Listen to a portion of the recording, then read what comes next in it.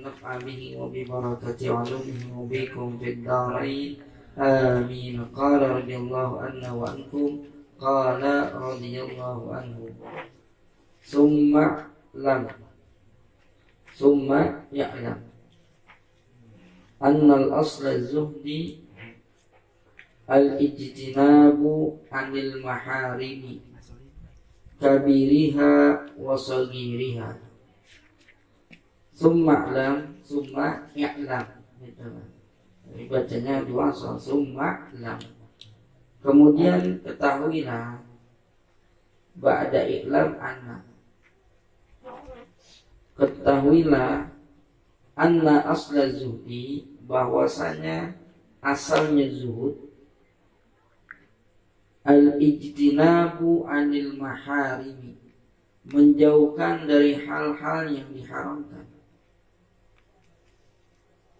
kabiriha wa saghiriha, baik besar maupun kecil, besarnya atau kecilnya. Mau yang haramnya kayak apa dijauhkan. Ya, kalau orang yang zuhud begitu dijauhin tuh, biar kata haramnya kecil dijauhin, apalagi yang haramnya gede. Ya. Yang remang aja ditinggalin, yang belum jelas hukumnya halal apa haram, masih tengah-tengah, itu ditinggalin tuh orang-orang zuhud. Jadi zuhud begitu, bukan kagak punya duit, bukan. Jadi zuhud tuh yang dia menjauhkan dirinya dari hal-hal yang diharamkan oleh Allah Subhanahu wa taala. Li'anna man la wara'a lahu,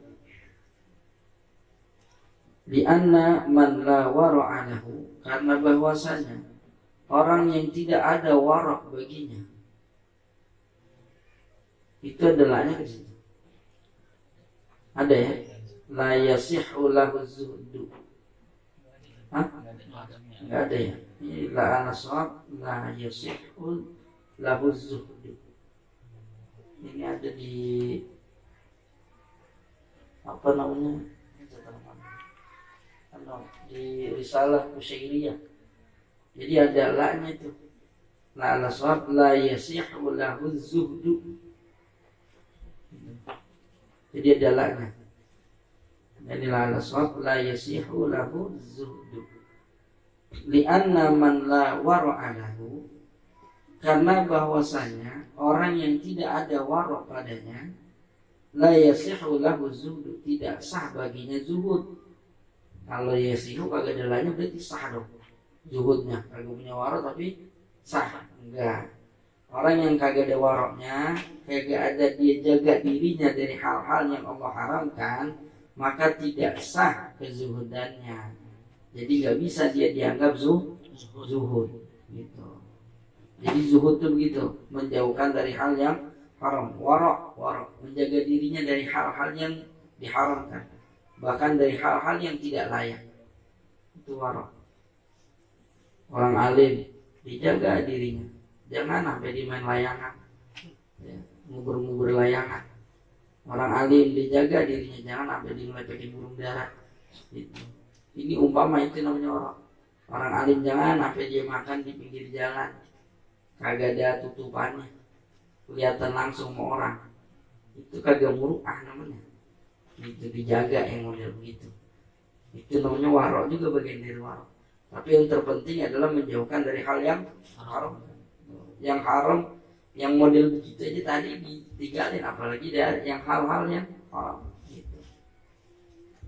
Wa ada'u jami'il fara'idi yasiriha wa asiriha. Wa ada'u, dan menunaikan jami'il fara'idi, seluruh yang fardu-fardu, yasiriha wa asiriha, baik yang mudahnya maupun yang susahnya. Kerjaan yang fardu dikerjain. Ngaku zuhud, sholat kagak, ya kagak. Nggak punya duit ngomongnya zuhud. Nganggur ngomongnya zuhud. Karena sih nggak butuh sama dunia, anak kagak cari dunia. Emang malas itu. Ya, nganggur jadi alasan zuhud. Tapi sholat kagak. puasa kagak, ngaji ogah. Kan ngaji fardu. Ya, ini lempangan-lempangan ilmu gini kan, ilmu akhlak, ilmu tasawuf wajib. Ya, fikih wajib. Tauhid wajib. Lianna man la taubatalah. Lianna man la taubatalah, karena bahwasanya man la taubatalah, orang yang tidak bertobat padanya, la tasihu, itu adalahnya kan, la tasihu lahul inabah, tidaklah sah bagi dia kembalinya. Kagak tobat, bagaimana ceritanya dia kembali kepada jalan Allah. Jadi ada ada kesungguhan ketika dia melakukan maksiat, dia pengen tobat. Jadi tobat itu maqamat awal. Jadi maqamat syariah, ada ibadah syariah, ada ibadah tariqah, ada ibadah haqiqah.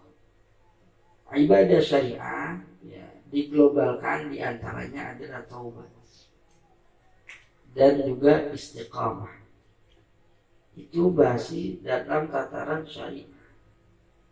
Nanti dalam tataran tariqah itu ada bab namanya ikhlas dan juga yakin.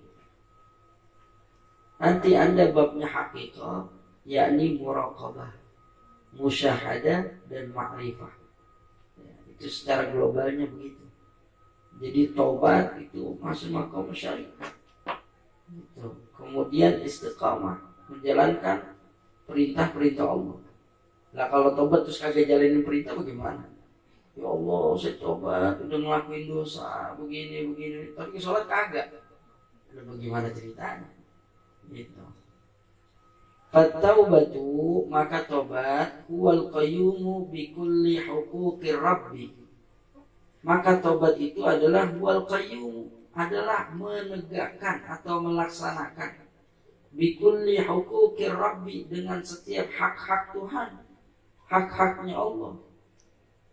Haknya Allah apa? Disembah. Maka kewajiban kita adalah menyembah Allah Subhanahu wa ta'ala. Ghayatul khudu', ya, puncaknya ketundukan. Jadi puncaknya ketundukan itu ibadah, yakni hanya kepada Allah Subhanahu wa ta'ala. Wal inabatu, sedangkan inabah itu huwa adalah ikhrajul qalbi min zulumati syubhati, mengeluarkan hati dari kegelapan-kegelapan subhat. Hal yang remeng-remeng itu subhat. Halal, haram jelas. Remeng-remeng tengah-tengahnya namanya subhat. Ini halal apa kagak? Ini haram apa kagak? Belum tahu kita subhat. Itu namanya subhat. Kalau belum tahu ini halal apa haram, diem. Karena itu bisa jadi haram, kita kagak tahu. Maka jangan ngelakuin. Ini halal apa haram ya? Kalau emang belum tahu, jangan dilakuin. Takutnya begitu kita lakuin itu perkara yang haram, dosa kita. Gitu. Maka subhat ini di antara halal dan haram remeng. Yang tahu para ulama. Mesti kita tahu, mesti kita ngaji, baru ntar nemu. Kayak umpamanya ada model wati subhah. Orang menyetubuhi, dia kira istri yang katanya bukan. Kan ada di video-video gitu ya, atau kembarannya. Konten, orang bikin konten begitu. Kan ada tuh ya, pura-pura katanya lah, udah dia cium katanya lah bukan bininya, katanya saudara kembar bininya. Kalau umpamanya terjadi seperti itu, umpamanya dia kagak tahu, dia pikir bininya udah hubungan. Maka begitu dia hubungan, begitu sadar deh, ini mungkin jadi gua loh, gitu. Umpamanya nih terjadi benar-benar nggak sadar, karena mungkin sama mukanya, gitu, modelnya serupa banget, nggak bisa ngebedain. Nah maka yang model begitu itu watinya namanya wati subhat. Itu nanti ada hukum-hukum tersendiri. nggak jadi zina, enggak. Karena emang dia kagak ngeh, dia pikir bini. Nah ini ada lagi nih syubhat yang lain nih. Syubhat itu perkara antara halal dan haram, remeng nggak jelas. Nah itu ukurannya bisa ditanya hati kita tuh. Kalau hati kita tenang, halal tuh.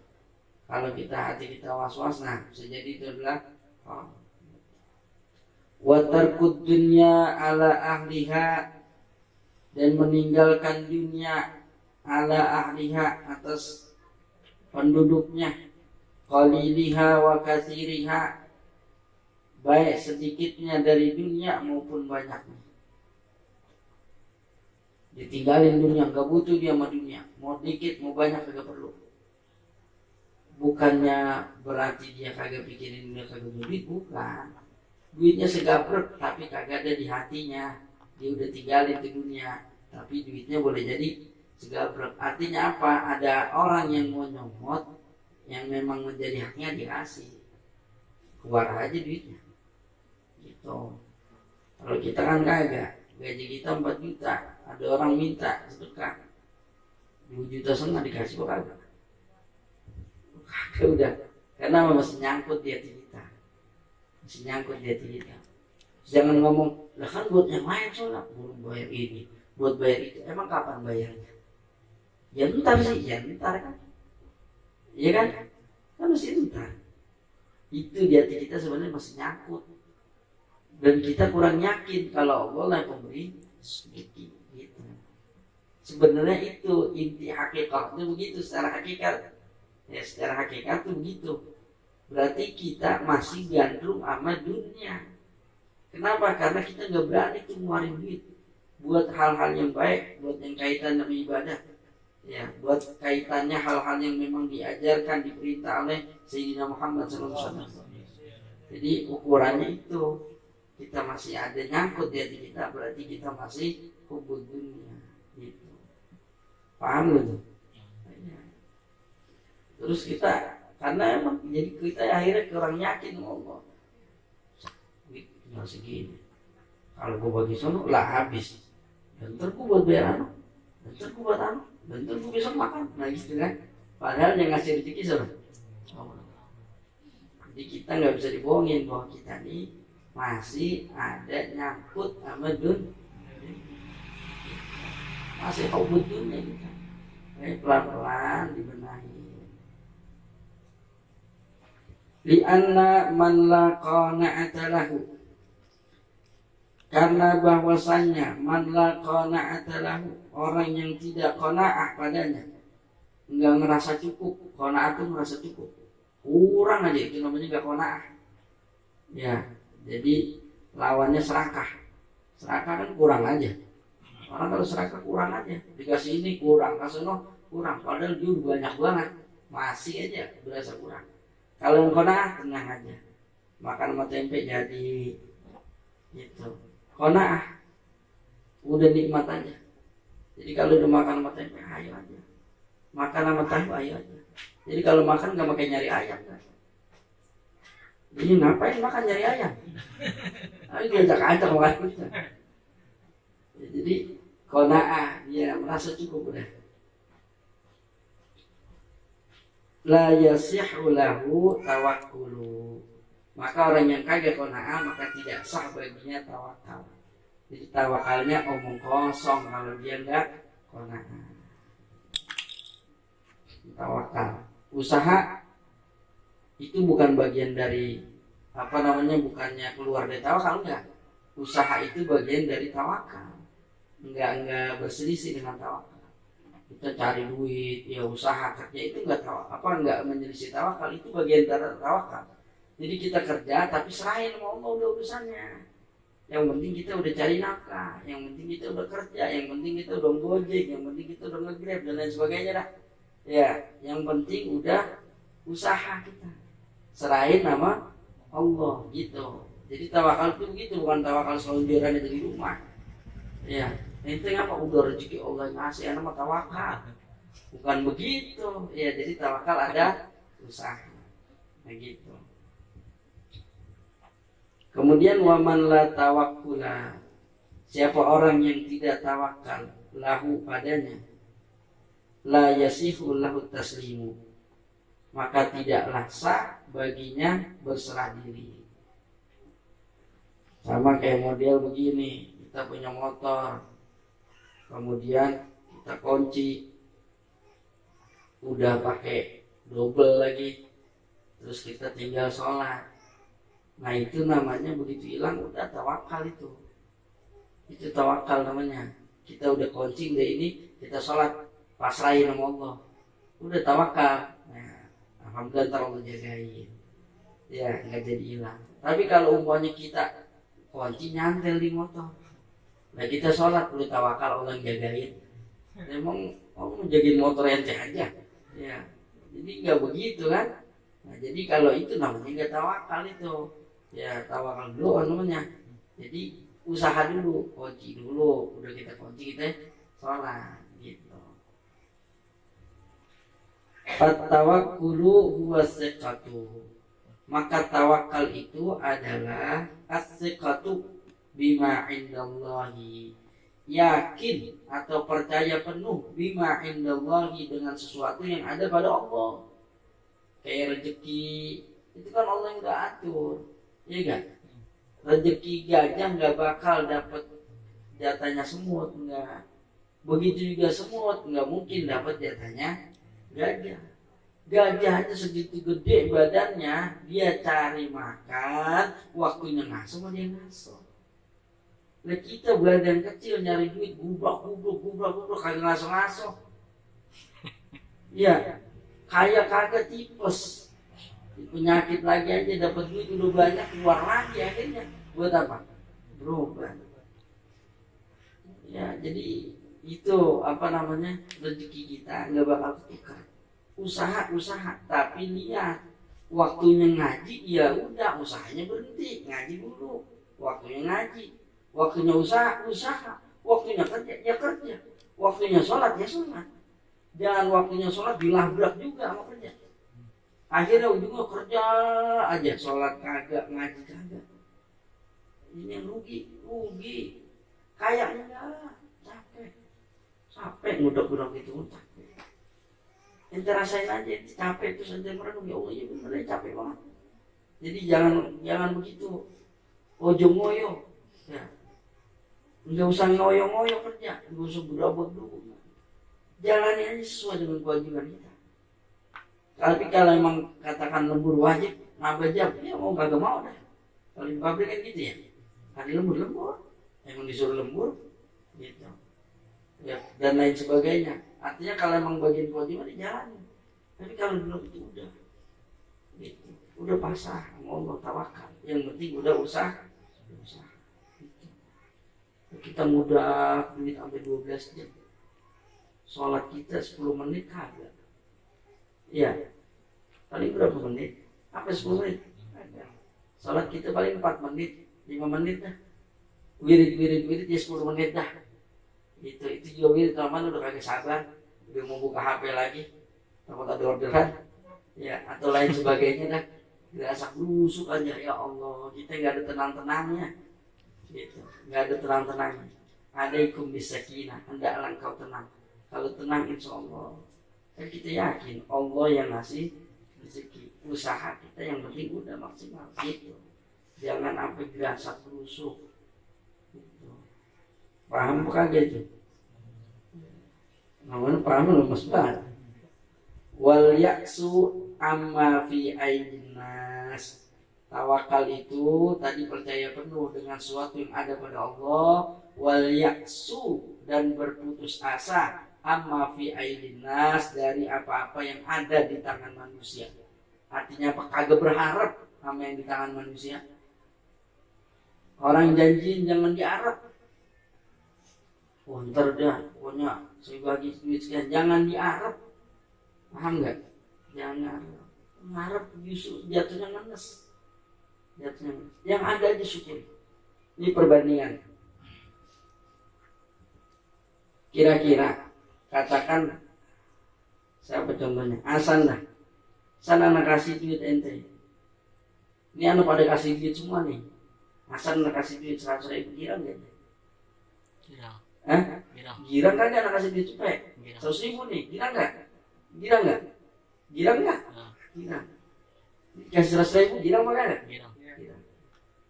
Anak kasih rian dah 500.000 girang nggak? Ente gimana, masih girang? Girang. Masih girang nggak? Ente anak kasih cepet. Iya. Anak kasih rian gopek. Girang apa nggak? Girang. Bener. Kira-kira girang apa nggak? Ya girang. Orang tadinya nggak punya duit. Anak kasih aja duit 100.000. Terus Rian anak kasih duit gopek. Kira-kira girang nggak? Pertama itu bisa boleh jadi girang. Dikasih duit alhamdulillah cepet. Nah Rian kan ngapa-ngapain dikasih gopek. Gue cuma cepet. Ngomong begitu lah. Bener gak? Bener gak? Itu nalarnya begitu kan? Nggak mungkin. Seneng juga enggak. Emang ente siapa ya? Ya ukuran ente masih hubur dunia, ukuran kita masih dengan dunia. Usah deh, iya gopek loh, gue cuma cepet. Padahal tadinya kagak ada. Makanya ketika ngukur imbangannya ke Rian, iya dongkol. Tapi imbangannya ke siapa yang ngasih dan ketika diukur dengan tadinya kagak ada, baru girang terus alhamdulillah cepet. Iya kan? Itu naluri kan? Naluri dasarnya begitu kan? Gitu. Jadi ketika dikasih duit 100.000, alhamdulillah. Teman kita kagak ngapa-ngapain dikasih gopek. Udah dongkol apa kagak? Padahal harusnya tetap girang. Itu kita tuh. Makanya kalau orang yang betul-betul tawakal, dia nggak pengen tuh ngarep ke sono. Yang dia lihat dia tadinya nggak ada, terus kemudian dikasih. Dan kemudian yang dia lihat siapa yang ngasih. Yang ngasih rezekinya Allah. Gitu. Atau boleh jadi sekarang dia gopek, ntar gua mungkin 2,5 juta. Kan begitu. Harusnya. Mungkin kita nggak berpikir ke sono. Makanya kalau orang yang dia tawakal, dia nggak ngarep dari manusia. Kita masih ngarep. Masih ngarep. Jadi kalau kita udah nggak ngarep manusia, itu baru namanya tawakal. Jadi udah berputus asa dari manusia. Tapi berharap besar kepada Allah Subhanahu wa ta'ala. Yakin banget gitu. Tanggung dikit lagi, fataslimu huwal inqiyadu. Maka berserah diri, huwal inqiyadu adalah tunduk patuh li amrillahi ta'ala, kepada perintah Allah Subhanahu wa ta'ala. Wa tarkul i'radi, dan meninggalkan berpaling fima la yulaimu, dari dengan apa-apa atau pada apa-apa yang tidak sesuai. Dia nggak berpaling tuh, sesuatu yang kagak enak tetap dia larang. Karena apa? Karena semuanya adalah urusannya dia serahkan kepada Allah. Karena emang itu kaitannya Allah yang ngasih, Allah yang beri. Mau pahit kek, mau manis kek, jalani. Gitu. Itu luar biasanya begitu. Orang kalau dia udah ridho, mau enak mau kagak, nggak ada yang dilihat enak kagaknya. Semuanya adalah pemberian Allah. Sebab kalau Allah udah ridho, semuanya jadi enak. Malaikat Malik di mana adanya? Di neraka. Malaikat Jabaniyah adanya di mana? Di neraka. Tapi enak gak di neraka? Enak bener. Mau neraka? Tapi malaikat Malik ngerasainnya apa? Enak di neraka. Kenapa? Malaikat Jabaniyah juga enak di neraka. Kenapa? Karena Allah itu jadinya nikmat di neraka. Malah gebukin orang. Iya, gebukin orang di neraka. Jadi gitu, artinya kalau Allah udah itu nikmat semuanya. Makanya kita belajar pelan-pelan. Jadi ini kita bacaan bukan sekedar kita baca, pelan-pelan gitu, pelan-pelan. Sekalipun gak gampang, ukurannya gampang. Kita bilang tadi kan, kita jangan komputinnya, kita masih ada komputinnya. Ya buktinya masih kelimpungan kita. Duit masih megang 3 juta atau di ATM 5 juta masih puyang kita. Masya Allah. Besok gimana ya? Masih puyang. Itu masih ada, namanya hati kita keikat. Nah, cuma pelan-pelan tuh, pelan-pelan, mesti dilawan. Dan itu prosesnya enggak sesingkat membalik tangan. Itu butuh proses yang panjang sampai kita tenang hati kita, nggak puyang ngurusin begitu. ada aja, yakin rezeki Allah yang atur, tapi tetap usaha. Jadi jangan dijadiin alasan nganggur adalah zuhud, bukan. Orang yang zuhud adalah dia tinggalkan yang haram, dia kerjain yang wajib-wajib, kemudian dia tinggalkan dunia dengan tetap dia berusaha kumpulin duit sebanyak-banyaknya, tapi dunia kagak ditaruh di hatinya. Sehingga ketika ada orang yang memang haknya dia kasih. Ini haknya duit tuh kasih, enggak puyeng di hatinya. Gitu. Paham tuh ya? Jadi jangan dengerin orang nganggur, orang susah ngakunya zuhud. Bukan zuhud, emang males saja. Ya, bukannya zuhud itu, tapi apa namanya? Emang miskin aja, emang susah aja hidupnya. Gitu. Jadi jangan ngaku zuhud. Jadi zuhud itu nggak mesti susah. Kalaupun ada dia miskin, tapi hidupnya nggak susah, hidupnya senang, hatinya tenang. Gitu. Karena ketenangan itu ya bisa menjadikan hidup kita jauh lebih meningkat. Makanya tenang, alaikum bisakinah, hendaknya engkau tenang. Wasu maqala wal maqalatu sadisatu wa thalathun wallahu a'lam bishawab.